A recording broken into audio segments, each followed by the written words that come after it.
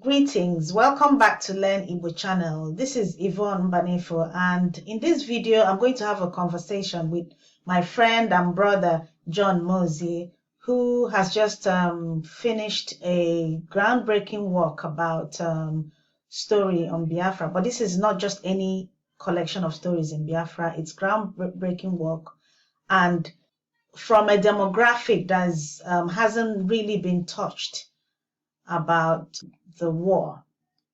But before I delve into it, I'm going to let him introduce himself. Good evening. My name is John Mozie, as Yvonne said, and I'm here to talk about Through the Eye of the Child. It's a book we have just published that talks about war from the perspective of children who lived the war.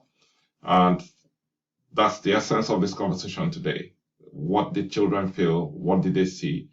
What did they talk about during the war? How did it affect them?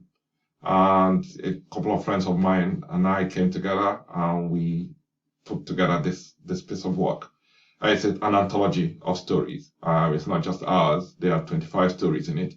And it's pretty intense, for the want of a better word. And that's why I'm here. Yeah. Okay. One question I want to ask you, why stories of war children, or why narratives of war children? What inspired you? Why did you think about doing it? It's a good question. All of us lived the war. We were there. I lived through Biafra. We had come back from England. I'd been born in England. My parents were we were colony children. So they'd been students in England, and they held British passports at the time. And I was born, but they went back to Nigeria, like most people of their generation who came here to study. They went back to Nigeria to be part of the effort to build the young republic. And that was my story. So we'd been back in Nigeria for 3 or so years when the war broke out. And I lived it. I felt the pain of the war. I felt the challenges of the war, even from the eyes of a child. I felt the difference that the war brought. I saw the lack of opportunity, the death, the hunger, the want, simply, for the want of a better word, the lack. I saw that. I lived that. I saw the dangers of the war. And it was, apart from being just a culture shock, it took a part of me with it. So there's still a part of me that is left behind in Biafra. And as we're all getting older, my friends and I thought, look, this is a good time to capture those memories before we forget. So it's a labor of history. It's also a labor of self-cleansing, so that we are able to capture those things, have a chat about them, and see if they also bring us some relief. So that's why we pulled the book together. I've read a lot of books on Biafra, but one thing that stood out for me in this book is the non-political nature of this book. And it couldn't have come at a better time when once you hear Biafra, people think politics and secession again and all that. And so it makes, even though the stories are heartbreaking, because these are innocent children that knew nothing, didn't know what caused the war, but they and women and other ordinary people suffered most about this war. Yes. So again, it humanized, the war more, because most times people are writing, about the reasons about the war, who's wrong, who's right. And why I also loved reading this book, in as much as it was heartbreaking, is because it referred to Biafran children and not Igbo children. Because one thing many people tend to forget is that Biafra consisted of different ethnic groups. Yes.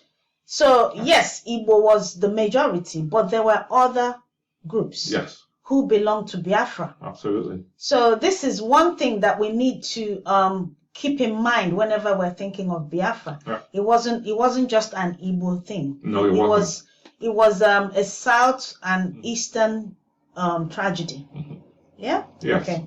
So let me stop my preaching for now and then, because you're supposed to do the talking today, not me. Okay, but what apart from the fact that you were there, what made you start doing it? Because there are so many people who say, "Oh, I'll do this, I'll do," and in the end, they never do it. So, what was the kick that made you? Well, I think I honestly don't know. That is the truth. I think that I've always felt that there was a story to be told. Because you're right, you actually touched on many of the issues. One was the politicization of Biafra. The second one is the belief that it was just Igbos who were in Biafra. Then the third one, and the most important one, is that all the stories that have been told about Biafra have been from the perspective of the adults. And I know that there's a phrase in the Bible that goes, "When I was a child, I reasoned like a child. Now I'm a man, I reason like a man." The perspective of a child is completely different from the perspective of an adult. So children come into the world innocent, untainted by if you like, the prejudice and the bias, the bias of adults. So for me, it felt like we needed to raise the conversation about Biafra to the point where we actually looked more about the story of Biafra itself, rather than, for the want of a better word, what the causes of Biafra were. Because the causes of Biafra have been captured in many, many books. From Ojukwu to many other people, everybody has had a say about why Biafra happened. We may not agree on the history, but we can't say that we haven't been told. But what we haven't talked about and spent a lot of time thinking about are the greater impacts of Biafra. What happened? What did people feel?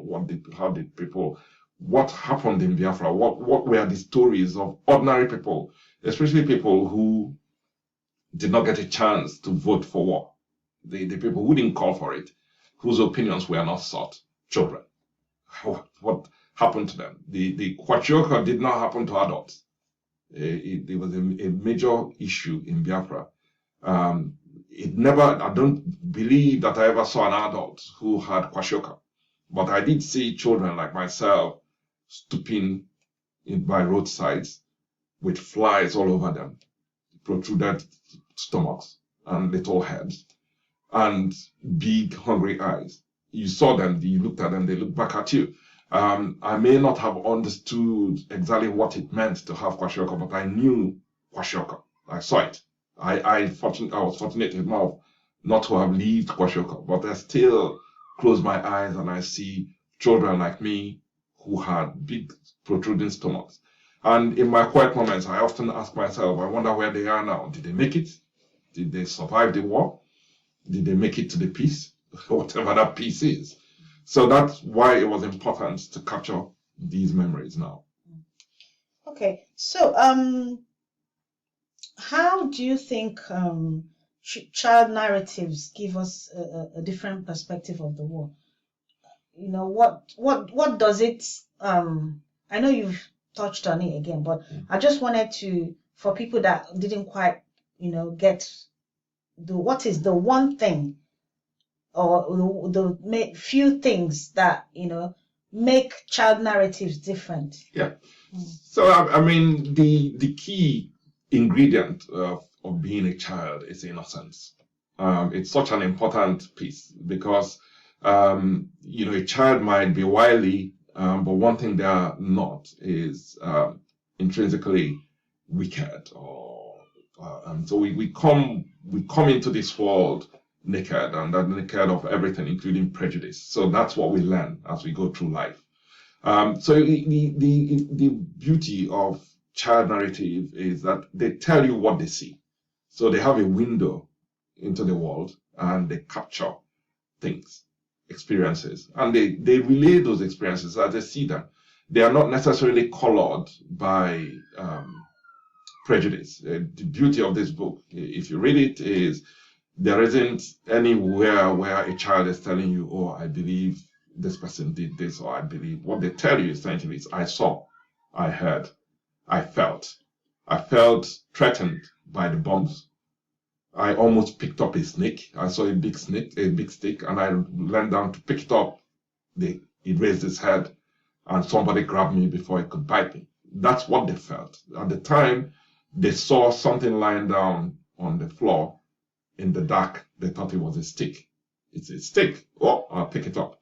So there's an innocence that comes with being a child, and it's very important because that's the beauty of this book, is that it picks up on that innocence. It relays the stories. Everybody who contributed to this book during the war was less than 12 years old. So there were no adults. They were just children. They were children. A lot of them were just coming through infancy. A lot of other people were in their teenage years or just going into their teenage years. They were young. They were children. So there was no politics. They just heard, they just saw. They talked about what they heard and what they saw. And it's the same thing that's going on today. It's going on with most conflicts where you have children. Children in Syria, children in Yemen. Yemen is still happening till today. There are still these conversations that need to be had about the impact of war on children. Children are losing their eyes. Some children are dying. There are images on CNN about children with legs blown up. They didn't vote for war. They're just victims of war. Yes, I'm glad you picked up on the CNN and all that, because Biafra was actually the first televised war in Africa. It's true. And it was happening at the same time as Vietnam. Vietnam. Yeah. And so it was the first televised war in Africa, and the shock images. But unfortunately, over the years, there has been other wars and conflicts and, children being displaced. And, because we're seeing so much of it, we've become so, almost immune to the shock yes. and unaffected. Yes. And, these are children. That should have normal lives, and of course you can't go through this kind of experience and come out on the other side without being affected by or traumatized, by all these things. So on a broader level, how do you think it has affected your generation that witnessed the war? In many ways, my generation is the first generation of Nigerians who left Nigeria. A lot of us left and never came back. So, so there are a lot of us who are abroad. The bulk of the generation who started the immigration, if you like, what Buhari's first government used to call the Andrew generation. Andrew generation. Checking out. That was my generation. I don't know if there's a link between the war and that generation, but I do know for a fact that we are particularly scared of poverty, and we are scared of want and lack. That lack that was prevalent during the war. None of us has the patience to wait to live through life with that lack. So a lot of us, once it looked like things were not necessarily going the way that the young republic should have been going, we left. And then there are other things. We live with trauma, the approach to things. I, for instance, speaking for myself, never had any formal education until I was almost 7. I started school in 1970, and I was almost 7 at the time. I recall going into school, not really understanding why I was there. So it took a while for my grades to start picking up because I hadn't had any preschooling. I hadn't gone to any preparatory school. I remember there was an effort, a cursory effort in Biafra. We were in Ekulobia at the time, and I was sent to school. I remember I went twice before there was an air raid and the school stopped sitting. So the school was under a big tree. I have vivid images of that school. It was under a big tree. It was in open air. There was a lady standing before a blackboard holding letters were written out on the blackboard, and she was holding a cane. And when she flogged on the letter, we were meant to say what the letter was. The school, I don't know how many children were there, but I reckon we were a lot. Because and most of them would be hungry. Most of them were more interested in eating than in, So you sat down there, and I did it twice, and I think my mother stopped me going because there had been an air raid very close to where it was. Fortunately, none of the children were affected, but that sort of killed it. So you came out of Biafra with a lot of baggage. And some of that baggage had life-changing impact. So there are, for instance, scientific studies of generational impacts from the war. So, fetal impacts of the war. So there are girls who were children in Biafra who then had multiple missed pregnancies because of the trauma that they had gone through in Biafra. There were even children who were not born in Biafra who were affected, who also lost children because they were in the tummy during Biafra. For the people who did survive, a lot of the older children ended up not going to school because after the war, the parents were displaced and they couldn't get back into formal education. Some went back into formal education, but then nobody knew about things like dyslexia and all that. So people were frustrated and they decided they didn't want to stay in school anymore.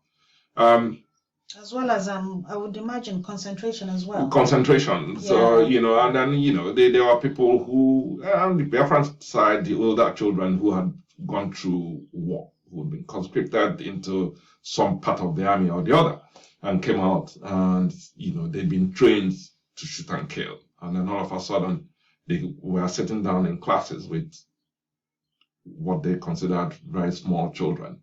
And a lot of them just couldn't hack it, they left. So the impacts are huge, significant. And I don't necessarily believe that a lot of thought has been given to those impacts and what they meant to the people who survived the war. Yes, because I think I read a study somewhere about the health effects, as in children that hadn't gotten the right nutrition once they were growing up in the key years. And then, those that after the war suddenly started overeating because there was that lack. Yes, before. I overate. I came out of the war looking like a scarecrow. I didn't quite know just how bad things were until my mother took me on a visit to Lagos in 1971. And then I looked at children my age who were in Lagos, who Lagos never really felt the impacts of the war. So the way they dressed, the way they talked, I came back with, I came back feeling less of me than I felt when I went. I was intimidated by them. And then, of course, the habit that has stayed with me till today is, I call it the seafood habit. So when you see food, you eat food. I have a great respect for food. I don't tend to be choosy about food. So before the war, I don't necessarily want to go into the details of it, but I had a good life. They're all in this book. I had a good life. Yeah. I would go to lunch at Leventis. I was specific about what I ate. There were certain things I wouldn't eat because I simply wouldn't eat them. Nobody would even dare give them to me. But during the war, I learned to eat what I was given. I learned to eat when I saw food. And that habit has stayed with me till today. So I'm not really one of those people who will eat rice on Monday, eat it on Tuesday, eat it on Wednesday, and on Thursday say, I'm not eating it anymore. It's too much rice. I don't have that luxury. So I will eat what I'm given. You put food in front of me. It takes a lot for me to turn around and say, I don't like this food. I can't actually remember. So, and I, now that I think about it as an adult, and I spent a lot of time when I was doing this book thinking about my own impulses, and till today, my wife will turn around to me and tell me, so when food is put in front of me, I eat it and I eat it quickly. And my wife will turn around and tell me, you do know you're no longer in Biafra.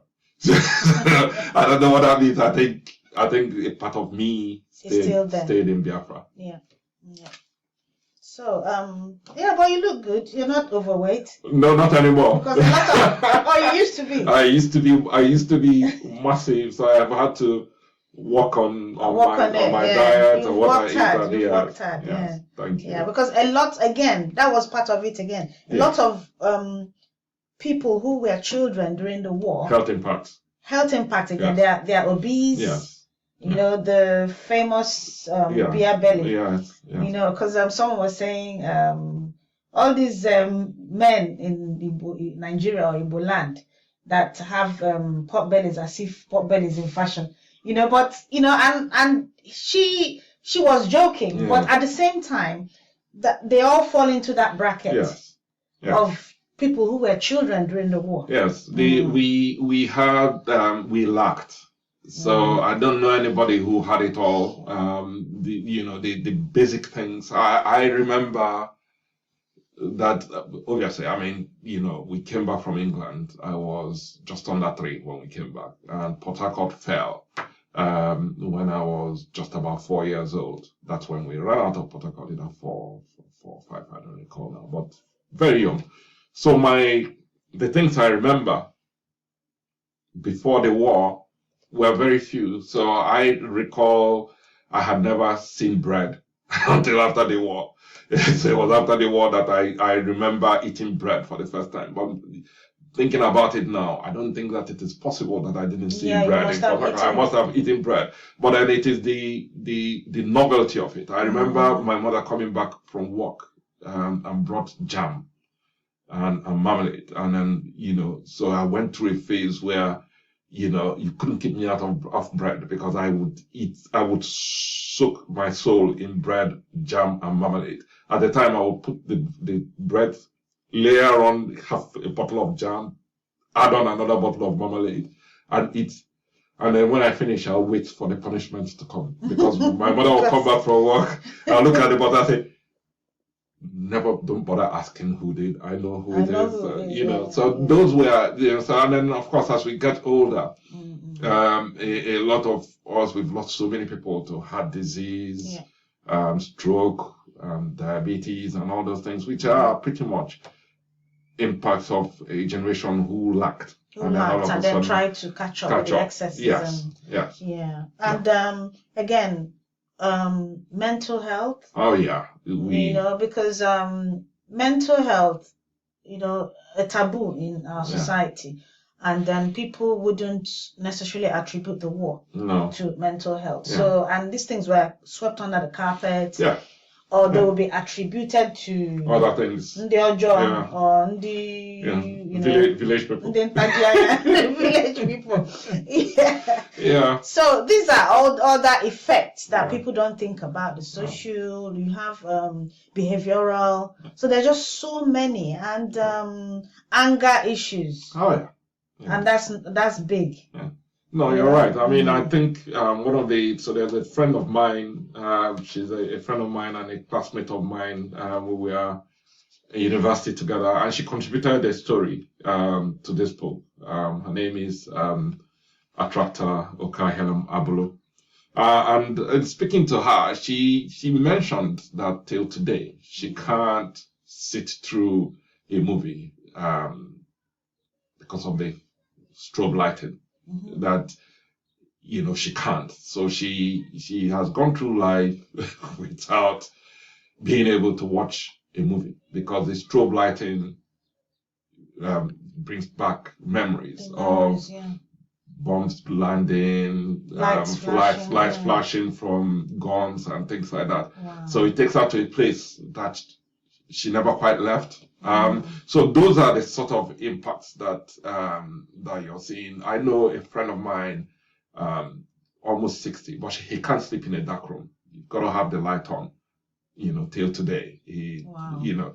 Why? Because he's, again, light during the war, light was the enemy of war. Because once you had lights in the house, any kind of light, it will attract the air raid. Yeah. So, so you practically lived in the dark. When I remember we used to have kerosene lanterns that were painted. So you painted, it's a bit funny now thinking about it, because you're thinking, well, the same thing that was meant to give you light, you're hiding. So you would paint the glass lantern piece. You paint it where the flame came up. Oh. So you So the glass dome. The glass dome will be painted to hide, to reduce the light. The light. So you spent a lot of time hiding from the light. You didn't, we had, I remember as a child, most houses were thatched roofs, but you then had a few that had zinc roofs. Zinc, yeah. And then those zinc roofed houses, the men will go up during the day and put thatches on them. So that to cover them. So as a camouflage. As camouflage. So I mean, all those things were realities that we lived through. So a lot of people came out of the war but never quite left the war. So you had all those impacts. You had people who lost everything. Parents couldn't afford to send them back to school. So yes, you're right. The resentment and the anger, there was an issue with surviving the peace as well. So, so it's not just the war, it's how long does it take you to get back to your feet? Do you even have feet to get back to? Do you even have feet to get back to? So. Yeah, because not everybody got the 20 pounds. People keep saying 20 pounds. Not everybody got the 20 pounds. And, there's still so much that still needs to be explored. Yes. Because people that don't understand that, I've had someone say, oh, why are they still rehashing the war? Because it wasn't resolved. No. There's so much that hasn't been resolved. No. And when Gowon said no victor, no vanquished, there was no therapy or help. No. To help people deal with what they've gone through. No. There were children left in countries like Gabon and Benin Republic who were children just like you, taken away to be nursed back to health. Some of them died on the flight to those places. And when they were nursed back to health and the war ended, none of the governments sent for them. Yes. So these people had names from the east and the south, Igbo names, Efik names, Ibibio names, and they were growing up in all they had for their identity was their names. Yes. Never made it back to Nigeria, never made it back to their people, because they didn't even know where they came from. Yes. So if you can imagine that a child who lived in, say, like you lived in Port Harcourt, lived on number 5, let's say, John Street, and then the war starts, and they run for life. So if they were taken to, say, Benin Republic or Cameroon, and the war ends, and somehow they found their way back to Nigeria, there wouldn't be any John Street because it was bombed. So where would they locate their parents? Where would are their parents even alive? So there are just so many pockets of people who are in their 50s, in their 60s now, who live all over the world, who lost more than their childhood. They've lost the family they came from. They've lost where they came from. They lost everything. So there's still so much that has to be explored about this. Again, I'm preaching again. No. I think it's. I think you're right. I think. I don't think you're preaching at all. I think you've touched on so many important factors. So if I take myself, for instance, I lost my childhood in that war because all my baby photographs, all the things that define me as a child, were left behind in Port Harcourt. I remember when we were running, because I didn't know what was going on.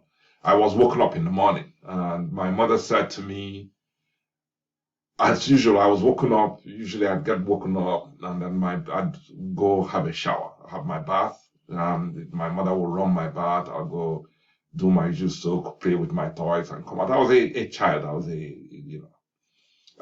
so on this morning, I was woken up. There was no ceremony, and I said I need to have my bath, and my mother said no, not today. And I said, well, why not? She goes, because we're going on a trip. So I thought, oh, we're going on a trip, yippee, adventure, and. I remember coming into the living room as it then was. My aunt, my mother's younger brother's wife, was sitting in the sofa. She was heavily pregnant. And my little cousin was also there. I remember that she was called off sleeping on the floor. My cousin Ngozi. So it was the two women and me. And my mother had brought what Igbo women call wrapper, which is a wrap, a big wrap that women tie around their waist. And she had it, there was a patterned wrap, and she had it on the floor. And she had put things in it and tied it up. And I remember saying, okay, for this adventure, I'll need some of my toys. And she said, no, leave the toys. I said, well, what? I said, yeah. I said, what do you mean leave the toys? How am I going to go on this adventure without my toys? She says, the toys will be here when we come back. The adventure we're going on is not the sort where you take toys to. So I said, okay, I was all game for it. Let's go on an adventure. So I remember as we walked out of the house, I turned and I looked one last time, and I just kept walking because my mother had this wrapper thing on her head, which I found, I'd never seen my mother, I'd never seen her, carry anything on her head. She had my cousin on her back, tied to her back, and then my heavily pregnant aunt, and we left, and we started this walk. My father was working in Calabar, so we didn't see him. He wasn't part of this arrangement. And I remember saying to my mother, well, if daddy comes looking for us, will he know? She said, yes, he will know where we're going. And then I saw my uncles coming back, my mother's two younger brothers, driving back up. They saw us on our way. And they said, and they eventually picked us up. Because it was then, as I got older, that I realized we were actually marching from Port Harcourt to Aba, which is about 40 kilometers, with a heavily pregnant woman and a child. I know how they held my mother, but there were a whole throng of people making the same trip, walking. So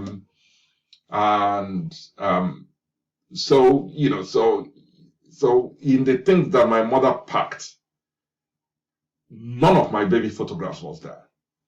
So because she had to take the essentials. She took what she felt were important. And my belief is that she actually believed we'd be back. Nobody knew how long this was going to last. So till today, my children, my youngest daughter, it was a problem for her because she kept turning around to me and saying, well, what did you look like as a child? Where are your baby photographs? And, it almost felt as if, well, it doesn't almost feel, you do know that a part of you never came out of that war, because everything that defined me as a child, as a baby, the story of my life before 1970 in Enugu, were all left behind in Port Harcourt. None of them made it out with me. My godparents, Mr. and Mrs. Townsend, who were also my mother's foster parents in the UK, they must have passed by now because they were already advanced, So even when I came back to living in the UK, I did try to find them, but I couldn't. So there's huge chunks of history that were left behind. But then again, when you think about it, when you think about the loss of life, people who lost parents, who lost children,